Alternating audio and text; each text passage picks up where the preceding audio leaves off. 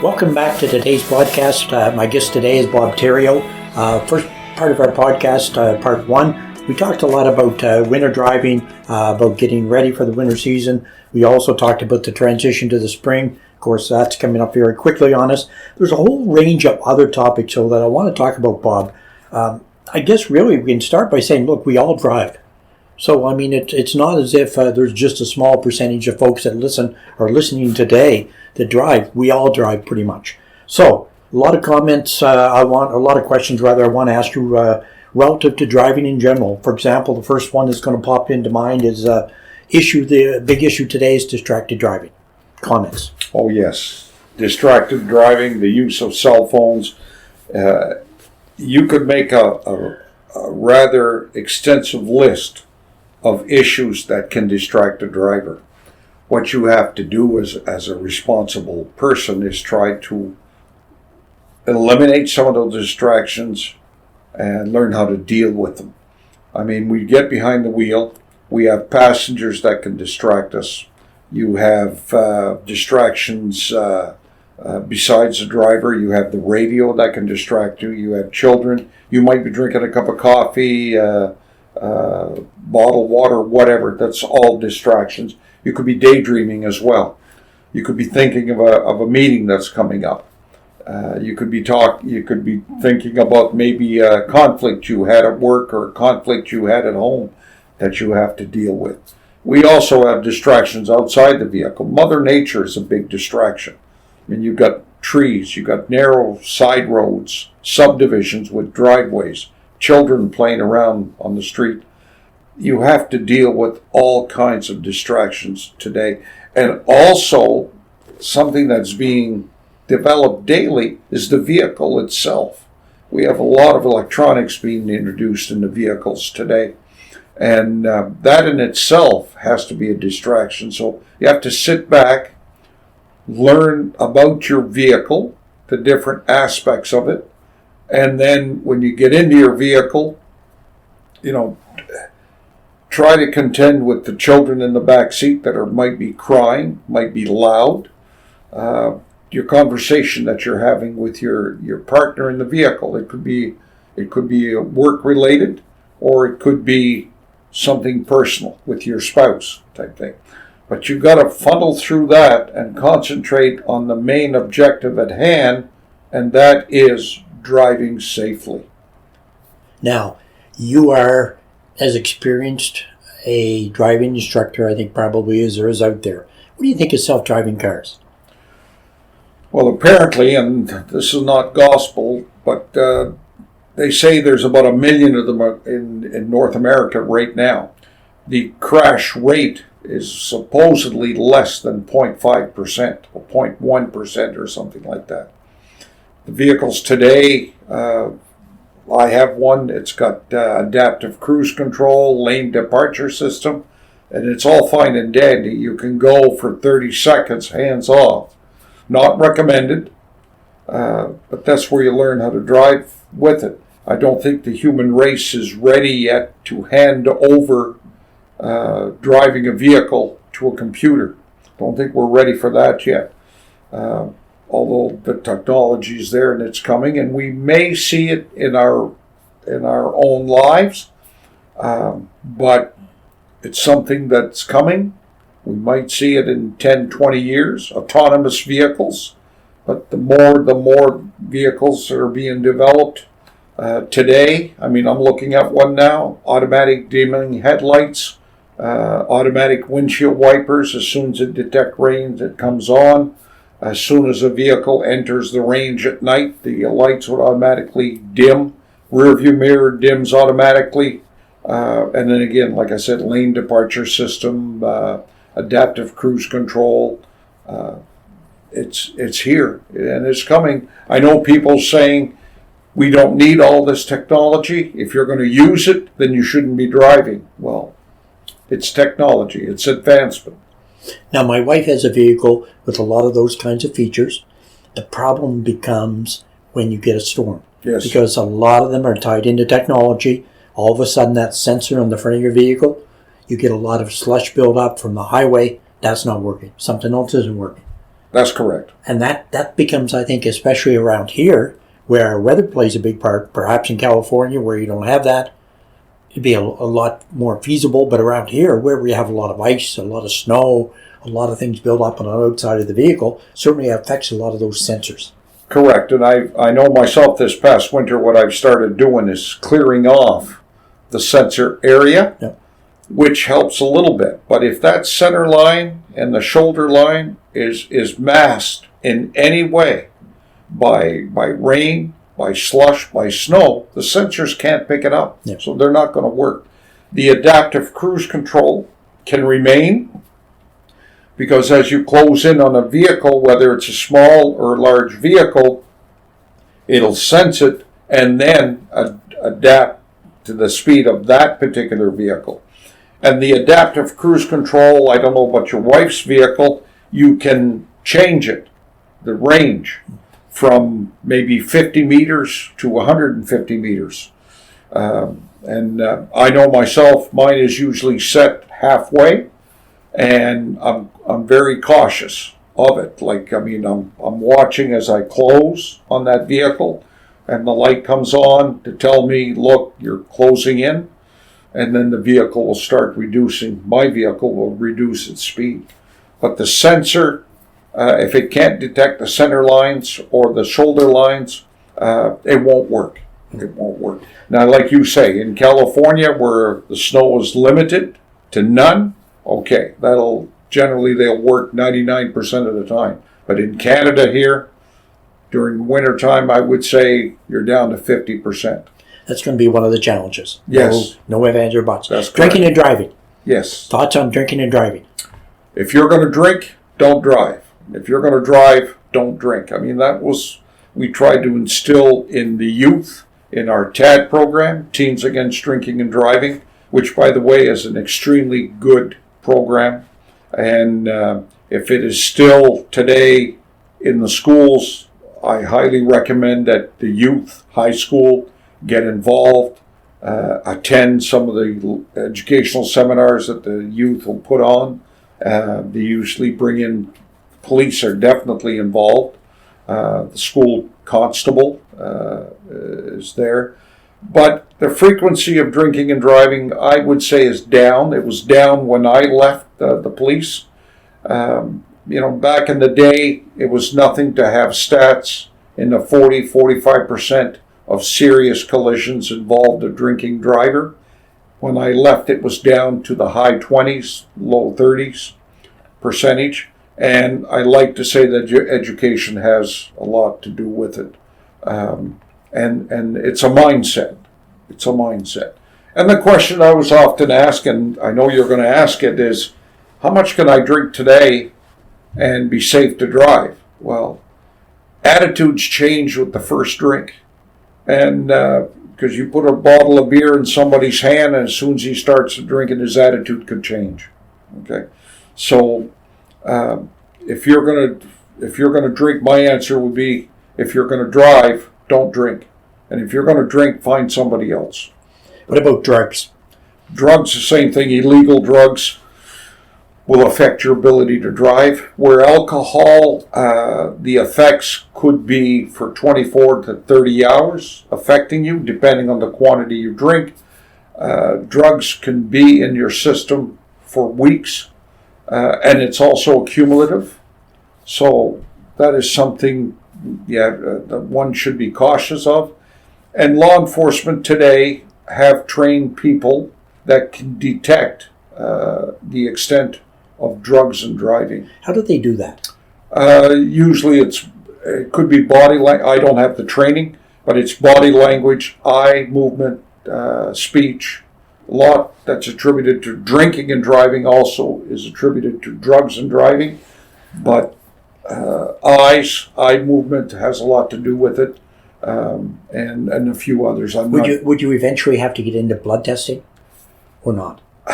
I don't know. Maybe they're there now today. They can ask for it if the grounds are there. Okay. That was 15 years ago. If the grounds were there, they could ask for blood tests to be done.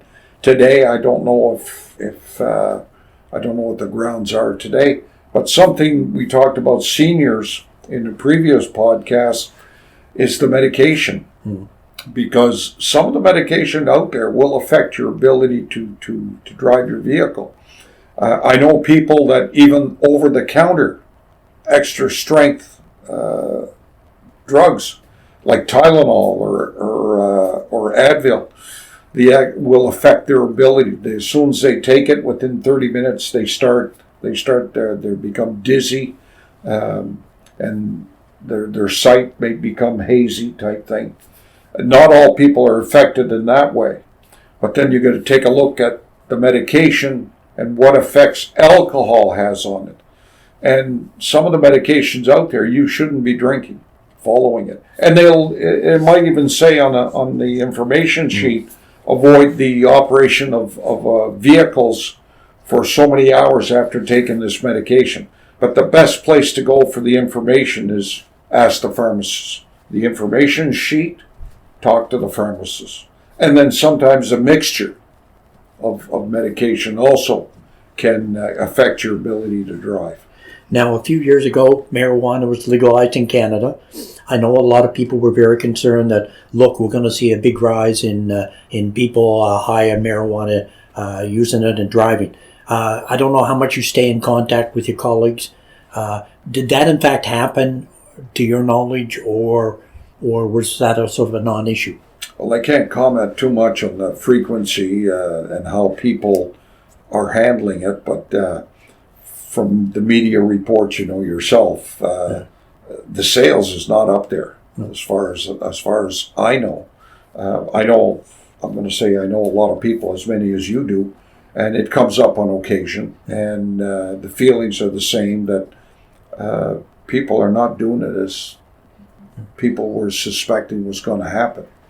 I don't really know, but if somebody is going to indulge, I highly recommend that they consider, avoiding driving any kind of machinery, motor vehicles, motorcycles, ATVs, skidoos. Stay away from operating those vehicles if you're going to mix. Were you involved in any way when you were with the RCMP with investigating ATV accidents, for example? And what did you see when you did? Well, I think the best person to answer those would be the ATV Federation and Skidoos, but I dealt with them as part of the ATV and snowmobile safety committees back in the day. And the frequency, the percentage of ATV and Skidoo accidents as opposed to motor vehicle collision, there's a greater percentage. It's higher in ATV and snowmobile accidents as opposed to cars. But maybe it's enforcement. I know there's an off-road enforcement organizations out there, but ATV and snowmobiles, and I do ATV myself. I don't do a lot, but I do some. And I don't see too much abuse of alcohol, and I've yet to witness drugs being used on the trails. Alcohol, most people will bring a beer or two with them. When they stop for lunch, they'll have a beer. But as people carrying a coolers full of beer, I haven't experienced that. And that's the way it should be. I mean, if you're out there in the bush, it's a sport. The roads, it's not like a bare paved highway. The conditions on the trail change every minute, especially in snow. But the causes are the same thing. People over driving their machines, driving too fast. And again, drinking is one. And a lot of cases, it could be not wearing the gear as well. Side-by-sides, they got seat belts in them. Use seat belts. They have to wear a helmet. They're mandated. Wear the helmet. Wear the gear is one of the key things. Wear the gear. Why don't people, whether it's seat belts in vehicles or other person protective equipment, why don't people wear it? Well, I still run across it. I've been driving for 20 years. I've never had an accident. I've never had a ticket. It'll never happen to me. And I'm there, don't go by that. If you get in the car today, you could have an accident 5 minutes out. And I don't like using the word accident, It's a motor vehicle collision could occur anywheres. I mean, you're driving down the highway, there's nothing around.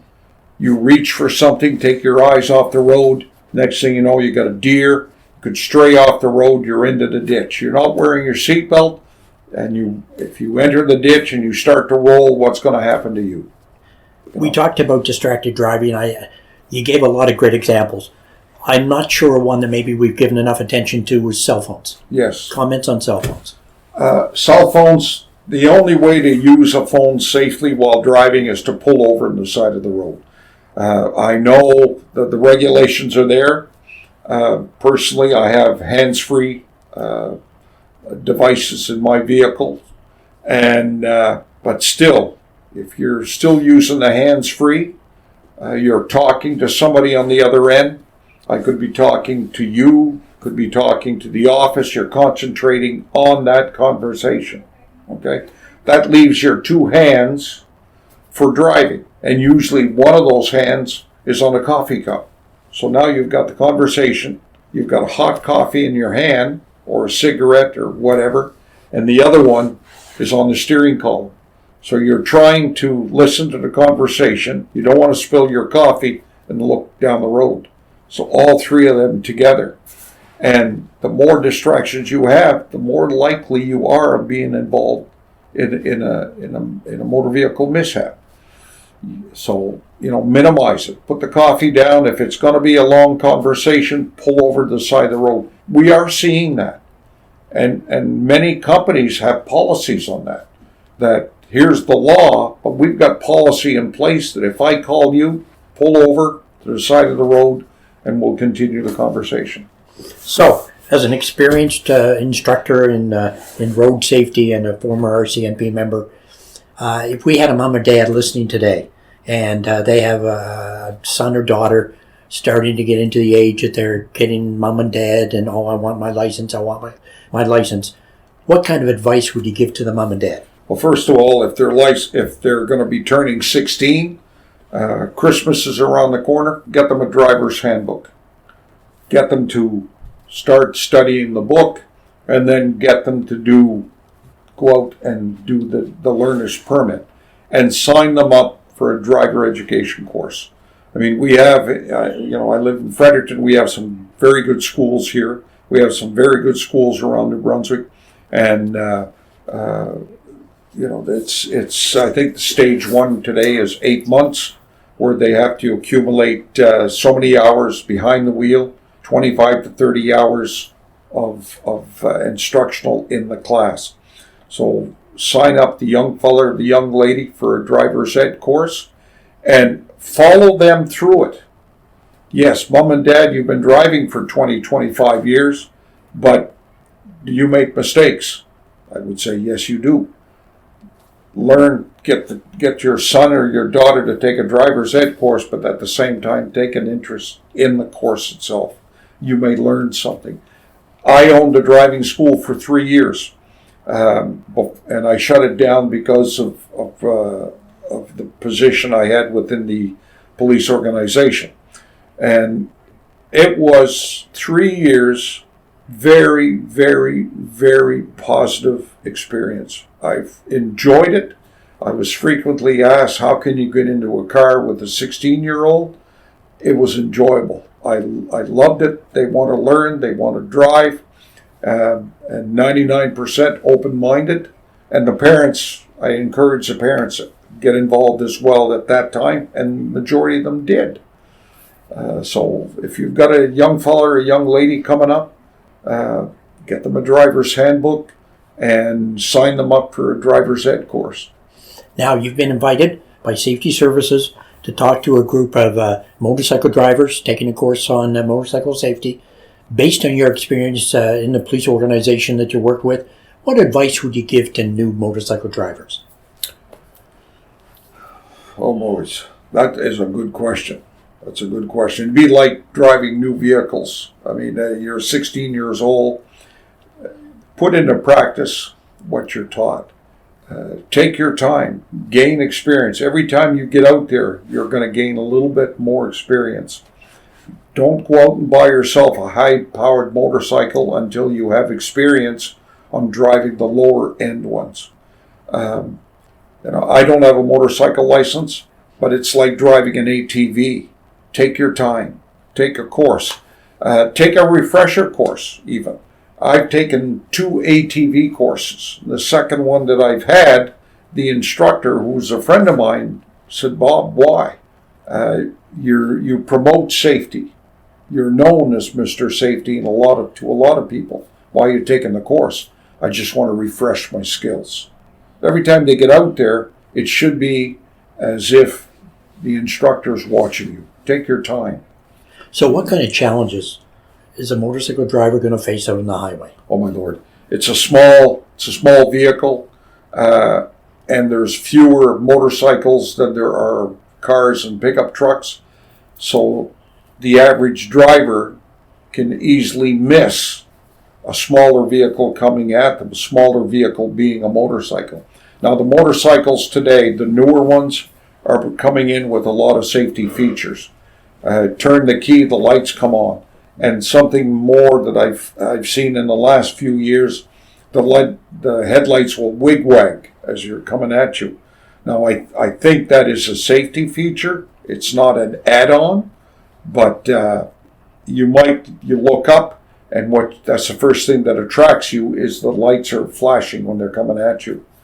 And like I said, it's a visibility issue. You still see motorcycles today driving no lights on, and which is it's a hazard even for a vehicle to be driving without lights on. But for a new driver, get your license, get out there and practice. You're not an expert. Take your time. Be very leery. Every time you get out there, you're going to get a little bit of experience. So practice what you learned on the courses. Something else we see a lot of on our highways, transports. Yes. Generally, what advice would you give to drivers like myself when I'm out there and I'm driving between Fredericton and Moncton? You see a lot of transports. What sometimes do people and drivers not recognize the challenges of driving a transport and what that means to you as a driver of a passenger vehicle? A transport truck has a lot of blind spots. If you use the same following distance regulations as you would for another passenger vehicle, like a 3-second following rule, if you're using that for a transport, the transport driver can't see you because you're in the trailers, right in the trailer's backside. And if he looks behind him, he can't see you.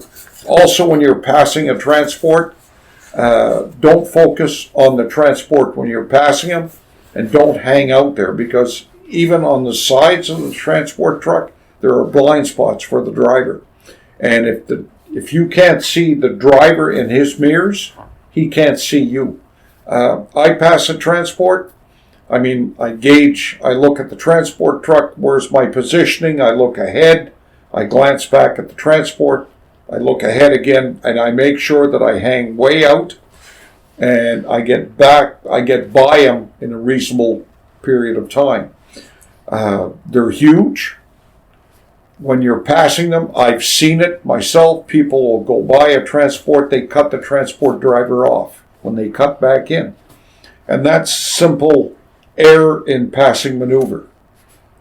People will pass them, they look in their mirrors, they see the fuel tanks, I'm safe, and they pull in. When they do that, they're cutting the transport driver off. When you're passing a transport or any vehicle, you make sure you can see them clearly in your rear view mirror, the front of that transport truck. And then a nice little shoulder check, and then signal your intentions to move in. And they're big, yes, but exercise due diligence, exercise caution, and be courteous to any driver out there, whether it be a transport driver or whether it be another car. But for a transport truck driver, they're professionals for most parts today, and they scan their mirrors frequently, and I've seen transport truck drivers cut people off, and that's usually because you're hanging in the person's blind spot. Okay, so Now, you mentioned earlier, and just to maybe finish off our podcast, that you were involved in accident investigation, Yes. reconstruction, when you were with the RCMP. What advice would you give to drivers based on what you would have seen when you did these accident investigations? Well, we've covered the majority of the points today. Is for people to be aware of their surroundings. You might be a good driver, but it's the other person that you got to worry about. Try to avoid distractions. Wear your seatbelts. Avoid drinking and driving. The consequences of an error is too great. I mean, the stop sign's coming up. Plan to stop. The roads could be icy, so plan in advance. The speed limits are there for ideal conditions. If you're driving today, the conditions driving on the highway to Moncton or St. John are great. The highway's bare pavement, speed limit's there. Stick to the speed limit or around that. Tomorrow, they're announcing, I think, snow. The conditions change. The speed limit at 100 kilometers or 90 kilometers an hour, like I just said, are for ideal conditions. And when it starts to rain, snow, sleet, if traffic is heavy, adapt, slow down, okay? Because the consequences can be grave. Thank you very much, Bob, for coming in and talking to us today.